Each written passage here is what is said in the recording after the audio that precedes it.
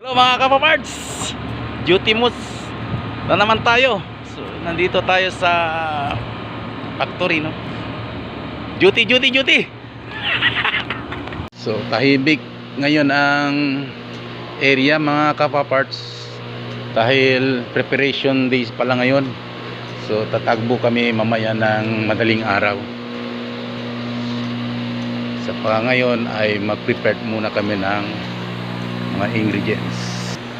So dito tayo, nandito yung mga kasama. So what's up? POSRL status.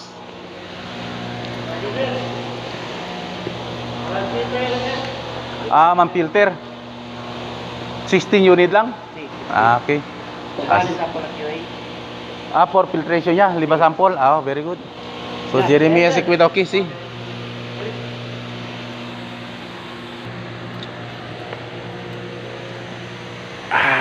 Dito tayo, dito.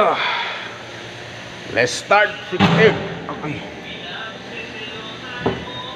So malamig dito mga kapaparts. Dito tayo maggawa ng preparation. Kumusta mga kapaparts? So ganito talaga ang routine ng araw dito sa pinagtrabuhan ni Paparts. So nandito tayo ngayon, Monday. Thanks God dahil binigyan tayo ng magandang araw, walang ulan. So start ang trabaho. So ganito tayo mga kapaparts. Parang magtuli ganito ba? So let's prepare. Ayan mga kapaparts, parang halos hindi nyo na ako makilala, no? Parang ninja na tayo kasi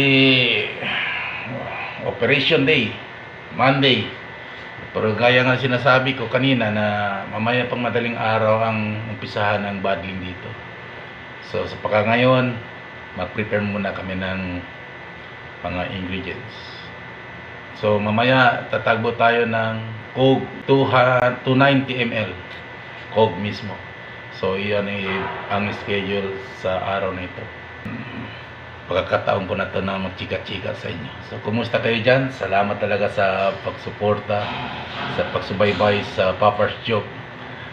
So ako naman, itong ginagawa kong Papar's Job just para mayroon lang ako makita balang araw sa YouTube ng mga post-post ko. Pero wala talaga akong bala na gayahin yung mga iba dyan na gustong sisikat, di ba? Pag tumanda na ako, makita ko yung pamumuka ko na ganito. So kaya kayo, habang medyo makinis-kinis pa yung mga balat nyo sa muka, mag picture o mag Facebook na o mag video na. 10 years from now, iba na talagang figura natin mga kapaparts. May mga video nga ako 3 years ago. So iba-iba nga talaga. So ganito lang talaga ang buhay. So yun ay isang parang souvenir ko to. Kaya nagpo-post ako sa YouTube mga videos.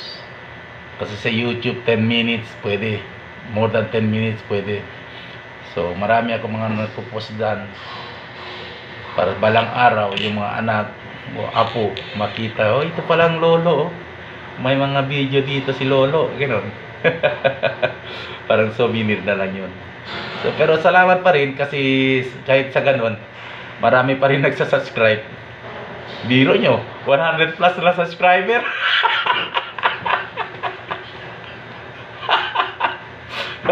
So salamat naman. At saka sa Facebook ko nakita ko 9.1 followers na si Papart, 9.5k. So thank you. So ang buhay mga kapaparts ay dapat masaya lang, hindi masaya kahit mahirap. Bakit? Hindi ba pwedeng umiti pag mahirap? Kahit gutom, kahit pagod, babad sa trabaho, kailangan pa rin mag-smile Di ba? Hindi palagi na nga masungit. Wala tayong makuha dyan sa palagi tayo ng masungit. So, thank you, Google.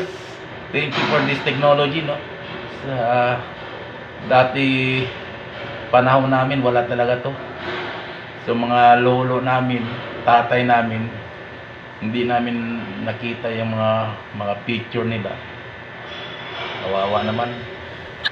Dati, pag may 3 picture, okay na, masaya na talaga. Ngayon, mahirap na. Mahirap ang teknolohiya dati. Sir, ipahatan niya ID, sir. Cosa se, él estaba na QA? Oo, di ka man sa ID sa QA din. Yang ipahatan, muli na sa sir. Sige, sige, thank you. Ay, punta lang diya. So, ganoon mga kapaparts. Ang buhay ay sadyang ganyan. So, thank you, thank you, thank you. May mga video din ako na cooking tutorials, traveling, gardening, kahit ano-ano.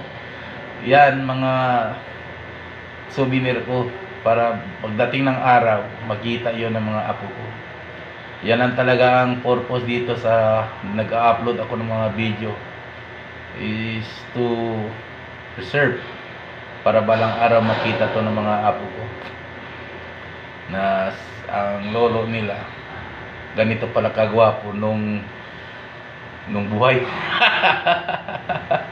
So mga kapaparts, di ba? Ayan, sana sa panahon nila itong YouTube hindi pa mawala at makita-kita pa rin nila pag i-research nila yung Paparts Joke, makita nila yung mga video ko. Yun ang talaga yung rason kung bakit ako naka-upload ng mga video. So kayo mga kapaparts dyan, sana ay nagustuhan nyo rin yung mga video ko. Mahirap kasi magtagalog.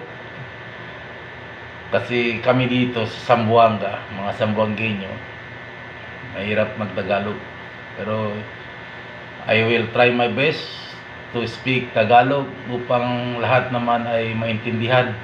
Mahirap kasi dito sa atin sa Pilipinas. Ang liit ng nasyon natin, napakaraming klaseng mga lengguwahe ang ginagamit. Kaya dito sa Pilipinas, magulo. Hindi nakaintindihan mga Pinoy.